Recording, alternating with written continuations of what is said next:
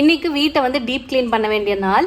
Sunday பார்த்திங்கன்னா வீட்டிலே வந்து வளகாப்பு ஃபங்க்ஷன் வந்து வச்சுருக்கோம். ஃப்ரைடே அண்ட் சாட்டர்டே வந்து எந்த ஒர்க்கும் பண்ண முடியாது. சரி தேர்ஸ்டே வந்து பண்ணிடலான்னு சொல்லி எல்லா டீப் க்ளீனுக்கான ஒர்க்கும் வந்து பண்ணியாச்சு. ஒற்றை அடித்து ஓரளவுக்கு வீடு செட் பண்ணதுக்கப்புறம் கிளாத்ஸ் மட்டும் டம்ப் பண்ணி வச்சுருந்தேன் துவைக்காமல்.